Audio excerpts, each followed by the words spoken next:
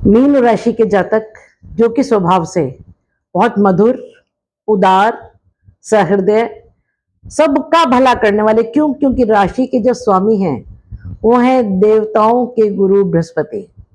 बड़े शांत रहते हैं लोग, जबकि मीन जल की राशि है तो ठंडक रहती है इनके स्वभाव में, और इनके गहरे मन के अंदर कोई झांक सके इतनी किसी की हिम्मत नहीं। इनके मन में क्या चल रहा है आप कभी नहीं जान पाएंगे। किसी का बुरा सोचते नहीं है, किसी का बुरा करते नहीं। क्योंकि बृहस्पति जो गवर्न करते हैं इनको। तो ऐसे मीन राशि के जातकों को मेरा प्रणाम है। स्वागत है आपका दीपा ज्योतिष में, और स्वागत है मेरे चैनल 21st सेंचुरी मॉम में। आज बात करते हैं कैसा रहेगा मार्च का महीना मीन राशि के जातकों के लिए। अगर आप मेरे चैनल पर नए हैं तो इसको सब्सक्राइब कर दीजिए, वीडियो पसंद आएगा तो लाइक और शेयर कर दीजिएगा, और बेल आइकन का बटन जरूर दबा दीजिएगा ताकि मेरे सारे वीडियोस आपको मिलते रहें। इस महीने कुछ बहुत बड़े परिवर्तन होने वाले हैं, बहुत मेजर। इनफैक्ट ये वर्ष ही ऐसा है। आपका मीन राशि का वर्षफल मैंने बना करके पोस्ट किया, अगर आप देखना चाहें तो पूरे वर्ष कैसा रहेगा वो देख सकते हैं। इस महीने 29 मार्च को शनि आपके प्रथम भाव में आ जाएंगे, यानी आपका साढ़े सती का द्वितीय चरण शुरू हो जाएगा। मैं इस पर अलग से एक वीडियो बनाऊंगी, लेकिन फिलहाल के लिए इतना बता रही हूं कि साढ़े सती के जो 3 चरण किसी भी राशि पर जो होते हैं, आपके लिए तो खासतौर से इसलिए अच्छा है कि आपके जो राशि के स्वामी बृहस्पति हैं, शनि उनके मित्र हैं, तो आपको बहुत चिंता की आवश्यकता नहीं है। लोग साढ़े सती से बहुत डर जाते हैं, साढ़े सती आ गई तो ये हो जाएगा वो हो जाएगा, ऐसा कुछ नहीं है। देखिए जी, शनि कर्म फल दाता हैं, जो हम बो करके आए हैं वो ही काटना है। इसको आप एक्सेप्ट कीजिए या मत कीजिए, करना तो पड़ेगा, होगा तो वही। और इतना घबराने जैसी जरूरत इसलिए नहीं है कि मेरे 36 इयर्स के एस्ट्रोलॉजिकल करियर में मैंने हजारों लोगों को इस साढ़े सती के समय में राजा से रंक भी बनते देखा है, लेकिन रंक से राजा भी बनते देखा है। ऐसे ऐसे लोग जो ऐसी ऊंचाइयों पर पहुंच गए साढ़े सती में, जिसकी वो कल्पना भी नहीं कर सकते थे। क्योंकि जो लॉकर में रख के आए हो वो ही देते हैं शनि, वो बेचारे अपने पास से कुछ देते नहीं है।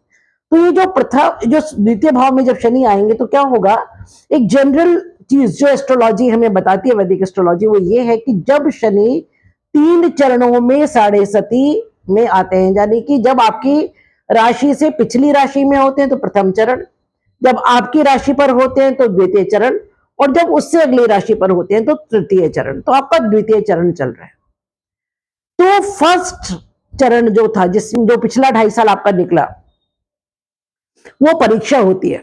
आप ऐसा मान के चलिए कि एक बिल्डर लैंड टेस्टिंग करता है, शनि बिल्डर है जो लैंड टेस्ट कर रहा है, क्योंकि उसको वहां बहुत ऊंची 50 मंजिला इमारत बनानी है। तो जो फर्स्ट 2.5 ईयर, जो पहला 2.5 साल था, वो कठोर टेस्ट, कठोर परीक्षा का समय था। जो दूसरा चरण होता है, यानी कि ये जो 2.5 साल है आपका, इसमें बहुत जबरदस्त आगे आने वाले 30 सालों की नींव रखी जाएगी। बताइएगा आप मुझे जरूर से, पक्का आप कुछ ना कुछ प्लान कर रहे होंगे, किसी घर को लेकर, करियर को लेकर, बच्चों को लेकर, अपनी पढ़ाई को लेकर, अपनी पर्सनालिटी को लेकर, अपने जीवन को लेकर। कोई 100% जबरदस्त नींव इन 2.5 सालों में रखी जाएगी। और उस नींव का जो मेजर कंस्ट्रक्शन है, जो उसको उठाना है, वो होगा अगले 2.5 साल में, जब मेष में पहुंच जाएंगे शनि, तब जब आपकी साढ़े सती का तीसरा चरण होगा। तो ये जो 2.5 साल है ना, ये नींव रखने का समय, कोई बहुत कॉन्क्रीट, बहुत सॉलिड कुछ ऐसा इस समय आप प्लान करेंगे और एग्जीक्यूट करेंगे। वो चाहे फाइनेंसेस में है, करियर में है, आपके परिवार को लेकर के है, आपके करियर को, जिस भी चीज को लेकर के है, वो आप करेंगे। तो 29 मार्च से शनि आ जाएंगे प्रथम भाव में, और साढ़े सती का द्वितीय चरण शुरू हो जाएगा। घबराने की कोई जरूरत नहीं है। शुक्र यहां पर उच्च के होकर के प्रथम भाव में 28 जनवरी से 21 मई तक है। राहु पहले से यहां थे, शुक्र यहां आ गए हैं। शुक्र प्रेम, शुक्र वैभव, शुक्र धन, शुक्र लक्ष्मी, शुक्र सौंदर्य, और शुक्र भौतिक वस्तुओं को पाने की अभिलाषा। अब जब यहां राहु थे 18 मई तक अभी भी हैं, तो शुक्र को अभिलाषाओं को बढ़ाने के लिए राहु ने एम्पलीफायर का काम किया होगा। 1000 गुना आपकी इच्छाएं बढ़ी होंगी। सिर्फ इतना ही नहीं है, राहु जी ने आपको बहुत समझाया होगा, ऐसे गलत तरीके से, ऐसे गलत तरीके से, ये भी ले लो वो भी ले लो। पर अब जब शनि यहां पर आ जाएंगे 29 मार्च से, एक्चुअली वास्तव में तो 29 मार्च से आएंगे, लेकिन क्योंकि अभी अस्त हो चुके हैं, तो उनका जो 11वें घर का प्रभाव है वो लगभग नलीफाई, लगभग खत्म हो गया है। तो उसके इंपैक्ट्स यहां पर आपको अभी से दिखने शुरू हो जाएंगे। अभी से आपको, क्योंकि 45 डेज पहले हमें वैसे भी इंपैक्ट्स दिखते हैं, तो प्रथम भाव पर शनि के प्रभाव दिखने शुरू हुए होंगे। तो उसका इंपैक्ट क्या होगा कि अगर राहु आपको कहते हैं कि कोई जमीन, कोई जायदाद, कोई पैसा, कोई नौकरी हम गलत तरीके से ले लेते हैं, शनि रोकेंगे। शनि न्याय, शनि अनुशासन। राहु कहते हैं रातों रात करोड़पति बन जाओ, शनि कहते हैं नहीं, शनै शनै धीरे धीरे। तो एक कंट्रोवर्सी अब आपके मन में आएगी। बुध यहां 27 फरवरी से है, सूर्य 12 मार्च से यहां पर आ गए हैं। तो बुधादित्य योग, इस वाले घर में इस समय बहुत सारे योग बन रहे हैं। राहु के साथ बुध का कॉम्बिनेशन अच्छा है। व्यापार में वृद्धि, बुद्धि में वृद्धि, ज्ञान की वृद्धि, बहुत जबरदस्त चीजों का मैनेजमेंट, डॉक्यूमेंटेशन का जो काम जहां रुका हुआ था वो इस समय आगे बढ़ेगा जबरदस्त, क्योंकि सूर्य भी है, राजा भी है। गवर्नमेंट से रुके हुए कोई काम रुके थे, विदेश जाने से रिलेटेड कोई डॉक्यूमेंटेशन, बिजनेस, बुध क्या है, बिजनेस, बुध व्यापार, बुध मैनेजमेंट, बुध बहन, बुध मौसी, बुआ, तो इन लोगों के साथ रिलेशंस अच्छे होंगे, पहली बात। दूसरी बात ये कि मैनेजमेंट से रिलेटेड, बिजनेस से रिलेटेड चीजों में तेजी आएगी जबरदस्त। और सूर्य 12 मई से आ जाएंगे यहाँ प्रथम भाव में। अब बहुत सारे योग बन रहे हैं, ये एक बहुत कॉन्फ्लिक्ट की सिचुएशन रहेगी। आप बहुत झंझावतों में, उहापोह में रहेंगे, ये करूं या वो करूं, ऐसा करूं या वैसा करूं। ये एक ऐसा समय होगा जब जिंदगी के सबसे जबरदस्त अच्छे काम भी होंगे और जिंदगी की सबसे जबरदस्त मुश्किलें भी आएंगी, दोनों चीजें। कारण इतने सारे अलग अलग जब योग एक ही घर में प्रथम भाव में ही बन रहे हैं, हालांकि दृष्टियां मैं डिस्कस करूंगी सारी, पर सबकी पूर्ण दृष्टि जो है, 7th दृष्टि सबके सबकी, वो 7th हाउस पर है। 7th हाउस आपका लाइफ पार्टनर, 7th हाउस आपका बिजनेस पार्टनर, आपका बिजनेस, आपका व्यापार। तो आपके व्यापार में और आपके लाइफ पार्टनर के साथ जो रिलेशंस हैं, और आपके लाइफ पार्टनर की लाइफ में, और बिजनेस पार्टनर के साथ जो रिलेशन है, और बिजनेस पार्टनर की लाइफ में बहुत बहुत बहुत बड़े चेंजेस आएंगे। उसके लिए तैयार रहिएगा। अब एक चीज जो है, चंद्रमा 29 तारीख से 31 तारीख तक, यानी 29 मार्च से 31 मार्च तक इस प्रथम भाव में रहेंगे। ये बिल्कुल अच्छी स्थिति नहीं है। देखिए यहां पर एक षड ग्रही योग बनेगा। इनफैक्ट ये योग 12 की 12 राशियों के लिए खराब है, किसी एक भी राशि के लिए अच्छा नहीं है। क्योंकि ये षड ग्रही जब यहां योग बनेगा, तो सूर्य के साथ राहु ग्रहण योग, चंद्रमा के साथ राहु ग्रहण योग, शनि के साथ राहु पिशाच योग, बुध के साथ सूर्य बुधादित्य योग, बुध के साथ शुक्र लक्ष्मी योग, इतने सारे योग बनेंगे तो बहुत अच्छा भी होगा। कुछ ऐसी चीजें जिनकी आपने कल्पना भी नहीं की होगी, अच्छी बात की मैं बात कर रही हूँ, अच्छी चीजों की, कुछ अचीवमेंट्स, मनी से रिलेटेड, बिजनेस से रिलेटेड, संतान से रिलेटेड, परिवार से रिलेटेड, बहुत सारी चीजों से रिलेटेड जिसकी आपने कल्पना भी नहीं की होगी, वो काम इस समय हो जाएंगे। और ऐसे अचानक होंगे कि आप खुद हतप्रभ रह जाएंगे, खुद दंग रह जाएंगे कि ये कैसे हो गया। लेकिन साथ ही साथ ये जो 2.5 दिन का समय है, 29 मार्च से 31 मार्च का, मैं फिर से आपको रिपीट करा रही हूं, 29 मार्च से 31 मार्च का जो समय है, ये बहुत बहुत बहुत संभलने का समय है। डरा नहीं रही हूं। अब होगा क्या मैं बताती हूं। राहु छल, शनि न्याय, राहु अचानक, शनि शनै शनै। राहु कहते हैं साम दाम दंड भेद, कैसे भी काम कर लो। शनि कहते हैं नहीं, जो न्याय प्रिय है वो ही करना है। उसी प्रकार से इतने सारे जो ग्रह हैं वो एक दूसरे के कॉन्ट्रेडिक्टरी हैं। एक की प्रवृत्ति कुछ और है, दूसरे की प्रवृत्ति कुछ और है। तो क्या होगा कि बहुत जबरदस्त कंफ्यूजन की स्टेट आपके माइंड में रहेगी, परिवार में रहेगी, आपके पर्सनालिटी में रहेगी। आप कई बार ऐसे कुछ काम कर जाएंगे जो आपकी प्रकृति के विरुद्ध है, आपके नेचर में नहीं है वो चीजें, लेकिन आप कर देंगे। बाकी लोग भी हाथ पे होंगे और आपको भी अचंभा हुआ कि अरे मैंने ये कैसे कर दिया, ये तो मेरे नेचर में था ही नहीं, मैं तो ऐसा हूं ही नहीं, या मैं तो ऐसी हुई नहीं, लेकिन हो जाएगा। तो विशेष रूप से जिस चीज को संभालने की जरूरत है वो है बुध यानी बुद्धि।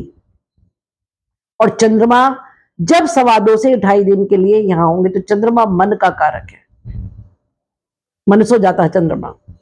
तो क्या होगा कि क्योंकि मन पर इतने सारे अच्छे ग्रहों का भी प्रभाव होगा लेकिन दुष्ट ग्रहों का भी प्रभाव होगा।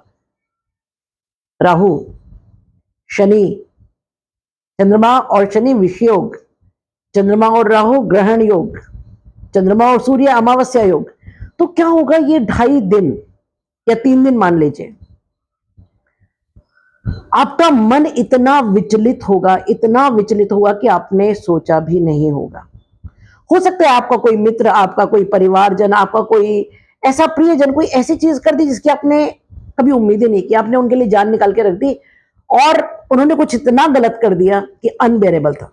और क्रोध में आकर आप वो जो क्षण भर का गुस्सा होता है उसमें कोई ऐसा डिसीजन ले लें या कोई ऐसी बात कर दे जो इरिवर्सिबल हो, जिसे बाद में आप लौटा ना पाए और जिसके लिए आप बाद में पछताएं। तो ये 2.5 से 3 दिन इंटेंशनली अपने आप को शांत रखिए। हो सके तो मेडिटेशन कीजिए, और अगर मेडिटेशन भी नहीं कर सकते तो अपने आप को बार बार याद दिलाइए कि गुस्सा नहीं करना है, गुस्सा नहीं करना है, गुस्सा नहीं करना है। कोई भी डॉक्यूमेंट, मैं फिर से रिपीट कर रही हूं, कोई भी डॉक्यूमेंट 4 बार चेक किए बिना सिग्नेचर बिल्कुल नहीं करना है इस समय, क्योंकि पूर्ण दृष्टि 7th हाउस पर, बिजनेस हाउस पर है, और डॉक्यूमेंटेशन का जो स्वामी है बुध वो भी इसी घर में बैठा हुआ है। तो कोई डॉक्यूमेंट नहीं साइन करना, कोई मेजर डिसीजन तो लीजिए ही मत 2.5 से 3 दिन में, या तो उसके पहले लीजिए या ये 31 तारीख गुजर जाने दीजिए, उसके बाद लीजिए। बात करते हैं दूसरे भाव के, पहले घर का डिस्कशन बहुत लंबा हो गया क्योंकि सारा जमावड़ा यहीं पर है। बात करें दूसरे भाव की, तो दूसरे भाव में मेष राशि जिसके स्वामी मंगल अब मार्गी हो गए हैं और मार्गी होकर के आपके 4th भाव में बैठे हैं। 4th भाव भूमि, भवन, वाहन, माता। जब 2nd हाउस का स्वामी 4th भाव में बैठा हो, दूसरा घर कुटुंब, वाणी, खानपान और धन का संचय, और 4th भाव भूमि, भवन, वाहन, माता, हृदय स्थान और सुखेश है, ये सुख का घर है, ये हमारा पेरेंटल लैंड। मुझे किसी ने पूछा पेरेंटल का मतलब क्या है, जहां आपके माता पिता रहते हैं, जिस जगह को वो बिलोंग करते हैं, जो आपके दादा दादी का घर है, वो हमारा पेरेंटल लैंड है, उसका घर है ये, है ना। तो कुटुंब से सुख होगा क्योंकि मंगल मार्गी हो गए हैं। जब वक्री थे तो कुछ डिस्प्यूट्स रहे होंगे, लेकिन अब कुटुंब से सुख, कुटुंब से धन का संचय, कुटुंब के साथ वाणी से रिलेशंस वापस से री मेकिंग होगी उनके, जो आपने कुछ बिगाड़ दिए थे या किसी कारण से बिगड़ गए थे, वो पुनर्जीवित होंगे वो रिलेशंस। पेरेंटल प्लेस पर आपकी बहुत सारी चीजें री लिविंग के मोड में आएंगे। और ये पब्लिक का भी घर है, जो लोग पब्लिक डीलिंग में है उनके लिए बहुत अच्छा समय है, लेकिन मंगल रक्त के कारक है, हमारी धमनियों में जो रक्त बहता है उसके कारक मंगल ही है। तो विशेष रूप से ब्लड प्रेशर का ख्याल रखिएगा। और 4th भाव काल पुरुष की कुंडली में हृदय स्थान है, तो अपने हृदय का और अपनी माता के हृदय का विशेष ख्याल रखें, क्योंकि कई बार ऐसा होता है हम चीजों को बहुत लाइटली लेते हैं। जरूरी नहीं है कि कुछ हो, लेकिन अगर थोड़ा बहुत पेन लगता है, कोई प्रॉब्लम लगती है, तो खुद डॉक्टर बनने की जरूरत नहीं है, डॉक्टर के पास जाइए। बात करें तीसरे भाव की, तो यहां बहुत अच्छी स्थिति है, वृष राशि में बृहस्पति मार्गी है। देखिए शुक्र और बृहस्पति का जो राशि परिवर्तन हुआ है वो बहुत बहुत बहुत अच्छी स्थिति है। 2 गुरुओं ने आपस में घर बदला है। जब कभी शुक्र और बृहस्पति राशि परिवर्तन करते हैं, तो हालांकि इनको शत्रु कहा गया है, लेकिन ये शत्रु नहीं, कॉम्पिटिटर्स हैं। तो एक दूसरे के घर का उत्थान करते हैं, यानी प्रथम भाव आपकी पर्सनालिटी में बहुत बड़ा कोई चेंज, और तृतीय भाव पराक्रम भाव, कोई ऐसा काम मेहनत से। तृतीय भाव कम्युनिकेशन, तृतीय भाव छोटी यात्राएं, छोटी यात्राओं से, कम्युनिकेशन से कुछ बहुत जबरदस्त फायदा होगा, क्योंकि बृहस्पति की मार्गी होने के बाद पूर्ण दृष्टि यहां से जहां पर है वो नवम भाव है, भाग्य का भाव। तो बृहस्पति मार्गी होने के बाद भाग्योदय करेंगे, भाग्य से कुछ जबरदस्त काम बनेंगे आपके इस समय। यहां पर 29 मार्च से शनि की तीसरी दृष्टि हो जाएगी और केतु की नवम दृष्टि। शनि की तीसरी दृष्टि 29 मार्च तक सेकंड हाउस पर ही है, पर वो उसके इम्पैक्ट्स ना जैसे हैं, क्योंकि शनि अस्त हो चुके हैं। 29 मार्च के बाद क्योंकि 31 को शनि उदय हो जाएंगे, तब डेफिनेटली उसके इम्पैक्ट्स थर्ड भाव पर होंगे। केतु की यहाँ नवम दृष्टि है, तो क्या होगा कि आप थोड़ा आध्यात्मिक हो जाएंगे, वाणी आपकी बहुत पवित्र हो जाएगी, और छोटे बहन भाइयों से और पड़ोसियों से थोड़ा सा अलगाव होगा, क्योंकि केतु अलगाव और विरक्ति के कारक है। बात करें चौथे भाव की, तो मंगल मार्गी यहाँ जो चौथे भाव में है 24 फरवरी से 3 अप्रैल, मैं फिर से डेट बता रही हूँ, 24 फरवरी से 3 अप्रैल तक मंगल मार्गी है। तो जब मंगल मार्गी हुए थे, तो वक्री होते समय जो जो गलतियां, जो जो काम, जो बिगड़ी हुई चीजें थी, उनको रिपेयर करके आए हैं, उसके रिजल्ट्स आपको मिलेंगे। तो आपके पेरेंटल होम में आप कोई, वैसे भी मंगल भूमि पुत्र है, भूमि के कारक हैं, तो कोई भूमि आप खरीद सकते हैं, भवन खरीद सकते हैं, वाहन खरीद सकते हैं, या अपने पेरेंटल प्लेस पर कोई कंस्ट्रक्शन है, कुछ ऐसा, या कोई इंडस्ट्री का नींव रख सकते हैं। बात करते हैं आपके पंचम भाव की, तो पंचम भाव में कर्क राशि जिसके स्वामी चंद्रमा है, जो कि चलायमान है, और यह राहु की पंचम दृष्टि है। तो संतान का भाव है, ये विद्या और बुद्धि का भाव है, ये ज्ञान का भाव है, और छात्रों का भाव है। तो छात्रों के जीवन में कोई अचानक परिवर्तन, कोई ऐसा अचानक परिवर्तन जो पॉजिटिव होगा। हालांकि चंद्रमा पर राहु की दृष्टि बहुत अच्छी नहीं मानते, लेकिन चंद्रमा इस समय जिन जिन ग्रहों से गुजरेंगे, वहां ऐसी परिस्थिति है कि मन आपका सिवाय 29 से 31 मार्च के, हो तो मैं आपको पहले ही कह चुकी हूँ, उस समय अशांत रहेगा, बाकी समय में अच्छा होगा। और जो लोग संतान सुख की ओर अग्रसर हैं, उनको थोड़ा सा इस समय संभलने की जरूरत है। 18 मई के बाद जब राहु पीछे जाते हैं, क्योंकि राहु और केतु उल्टा चलते हैं, तो जब राहु कुंभ में चले जाएंगे, तो पंचम भाव पर से दृष्टि हट जाएगी। तो मीन राशि की जो स्त्रियां संतान सुख की और अग्रसर है, उनके लिए अच्छा समय, कंसीव करने के लिए या संतान के लिए अच्छा समय 18 तारीख के बाद आएगा। आपके संतान के कोई काम अगर रुके हुए हैं, उनके विवाह रुका हुआ है, उनके जॉब से रिलेटेड कोई प्रॉब्लम्स है, एजुकेशन से रिलेटेड कोई प्रॉब्लम्स है, वो 18 मई के बाद सॉल्व होंगे। बात करें आपके छठे भाव की, तो छठे भाव में सिंह राशि जिसके स्वामी सूर्य शुरू में 12 तारीख तक आपके 12वें भाव में, यानी शनि के घर में कुंभ में रहेंगे, और 12 मार्च से आपके प्रथम भाव यानी मीन राशि में आ जाएंगे। तो 12वें का सूर्य ट्रूली स्पीकिंग बहुत अच्छा नहीं मानते हैं। क्यों नहीं मानते हैं? क्योंकि 12वां घर खर्च का घर है, और सूर्य आत्मा है, सूर्य राजा है, राजा का व्यय, राजा का खर्च, आत्मा का खर्च। तो कुछ ऐसा रहेगा, हालांकि इसके बेनिफिट भी है। मैं हमेशा कहती हूँ कि हर ग्रह के कुछ पॉजिटिव चीजें, कुछ नेगेटिव चीजें हैं। जब सूर्य 12वें घर को प्रकाशित करेगा, तो विदेश से लाभ, विदेशी चीजों से लाभ, कोर्ट कचहरी के मामलों में लाभ, न्यायालय के मामलों में लाभ, अस्पताल के मामलों में लाभ, वो तो होगा। लेकिन इसका एक जो बैड एस्पेक्ट है वो ये कि पिता का स्वास्थ्य संभालिएगा, एक बात। दूसरे, आत्मा बेचैन रहती है जब सूर्य 12वें घर में होते हैं, चित्त की शांति नहीं होती है। मैं बहुत ओपनली आपको बता रही हूँ, उसके लिए मेडिटेशन कीजिए। बात करें आपके सप्तम भाव की, तो सप्तम भाव पर दृष्टियां ही दृष्टियां हैं। वैदिक एस्ट्रोलॉजी में हम किसी हाउस में किसी ग्रह के प्लेसमेंट को जितना इंपॉर्टेंट मानते हैं, उससे ज्यादा इंपॉर्टेंट हम दृष्टियों को मानते हैं। तो क्या होगा, यहां पर राहु की सप्तम दृष्टि और दो गुरुओं की दृष्टि एक साथ, शुक्र और बृहस्पति की, शुक्र की संजीवनी दृष्टि और बृहस्पति की पंचम दृष्टि, बुध की दृष्टि, सूर्य की दृष्टि, शनि की 29 मार्च से दृष्टि आ जाएगी, मंगल की दृष्टि और चंद्रमा की दृष्टि, 8 ग्रहों की दृष्टि 7th हाउस पर, 8 ग्रहों की। तो पॉजिटिव भी बहुत ज्यादा और नेगेटिव भी बहुत ज्यादा, दोनों के लिए तैयार रहिए। अपने लाइफ पार्टनर के साथ रिलेशंस को संभालिएगा, बहुत ओपनली बोल रही हूं, संभालिएगा। कारण कई बार ऐसा होता है, हम we don't mean it actually, but you just say something, मुंह से निकल गया, और वो मुंह से निकले हुए कोई ऐसे शब्द कई बार ऐसे भारी पड़ जाते हैं कि पूरी जिंदगी आप उनके लिए पछताते हैं। तो सबसे इंपॉर्टेंट चीज जो संभालनी है वो है वाणी। सब वैसे भी मंगल मार्गी हो गए, मंगल एनर्जी दूसरे घर के स्वामी है, वाणी वाले घर के। इस समय बहुत एनर्जाइज्ड है मंगल, तो जोश में आकर, गुस्से में आकर, क्योंकि मंगल क्रोध भी है, कोई ऐसी बात मत कह दीजिएगा जिसके लिए बाद में आपको पछताना पड़े।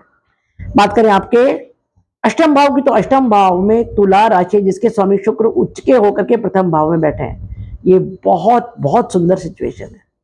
अष्टम गुप्त धन, गुप्त रहस्य, अष्टम वसीयत, अष्टम ससुराल, अष्टम रिसर्च। तो ये एक ऐसा समय होगा जब आपको किसी ऐसे धन की प्राप्ति होनी चाहिए जो आपने कमाया नहीं है, क्योंकि हमारा कमाया हुआ धन हमें कितना मिलेगा वो हम देखते हैं चतुर्थ भाव से, संचय कितना होगा देखते हैं द्वितीय भाव से, और हम लाभ प्राप्ति कितना करेंगे वो हम देखते हैं 11वें भाव से। लेकिन जो हमने नहीं कमाया, पृथ्वी के नीचे का धन, बाप दादा से मिला हुआ धन, इंश्योरेंस से मिला हुआ धन, और धन से मेरा मतलब सिर्फ पैसा नहीं है, ज्ञान, बहुत सारी वस्तुएं है ना। जैसे आर्कियोलॉजिस्ट अगर आप हैं, आपको एक पुराना कोई सिक्का मिल जाए, पुराना घड़ा मिल जाए, पुराना बर्तन मिल जाए, वो आपके लिए धन है। पेट्रोलियम पदार्थ सारे इसके अंदर आते हैं, खनन इसके अंदर आता है। तो कोई ऐसी चीज जिससे आपको लाभ होगा वो इस समय आपको हर हालत में मिलना चाहिए, क्योंकि अष्टम का स्वामी उच्च का होकर के लग्न में बैठा हुआ है, इससे अच्छी स्थिति नहीं हो सकती है। बात करें नवम भाव की, तो नवम भाव में वृश्चिक राशि जिसका स्वामी मंगल, बहुत अच्छी स्थिति है। भाग्य का स्वामी सुख भाव में बैठकर, चतुर्थ भाव में बैठकर मार्गी हो रहा है, भाग्य से सुख, जबरदस्त फेवर आपको इस समय भाग्य करेगा। बृहस्पति भी पूर्ण दृष्टि से भाग्य भाव को देख रहे हैं, और भाग्य का स्वामी मार्गी होकर के सुख भाव में बैठा है, जबरदस्त इस समय भाग्य आपका साथ देना चाहिए। यहाँ राहु की नवम, शनि की दशम और बृहस्पति की 7th दृष्टि है, तो अचानक कुछ चीजें आपकी लाइफ में होंगी, और शनि की भी क्योंकि दृष्टि है, तो जो भाग्य से मिलेगा वो टेम्परेरी नहीं होगा, वो परमानेंट होगा, वो बहुत लंबे समय तक आपके पास रहेगा, ये एक अच्छी बात है। बात करें दशम भाव की, तो यहाँ पर धनु राशि जिसके स्वामी बृहस्पति मार्गी होकर के तृतीय भाव में बैठे हैं। कर्म का स्वामी पराक्रम में, पराक्रम से कर्म स्थान पर लाभ। एस्ट्रोलॉजी कोई बहुत मुश्किल चीज नहीं है, आप थोड़ा सा लॉजिक लगाएंगे तो आपको समझ आ जाएगा। पराक्रम से कर्म स्थान पर लाभ, यानी कर्म स्थान, आपका नौकरी, आपका व्यवसाय, आपका ये गवर्नमेंट का घर है, पिता का घर है, तो जो मेहनत आप करेंगे उसी का फल आपको कर्म स्थान पर मिलेगा, और बहुत अच्छा मिलेगा, क्योंकि मंगल की 7th पूर्ण दृष्टि है यहाँ पर, और दशम भाव में मंगल उच्च के होते हैं, तो उच्च की दृष्टि, इसका मतलब यह है कि आपके ही मंगल वैसे भी पराक्रम के स्वामी है, मेहनत के स्वामी है, तो कुछ आपके ही पराक्रम से ऐसा होगा कि आपको प्रमोशन, नया जॉब, ट्रांसफर, गवर्नमेंट से कुछ फायदा, कोई प्रोजेक्ट्स रुके हुए थे, कोई ऐसे काम जो गवर्नमेंट से आपके, वैसे भी डॉक्यूमेंटेशन के लिए भी इस समय बहुत अच्छा है, क्योंकि फर्स्ट हाउस में बुध के साथ सूर्य हैं, तो वो इस समय क्लियर हो जाएगा। बात करें 11वें भाव की, तो 11वें भाव पर बृहस्पति की अमृत दृष्टि है, जहां वो कारक होते हैं। मंगल की अष्टम दृष्टि है और केतु की पंचम दृष्टि है।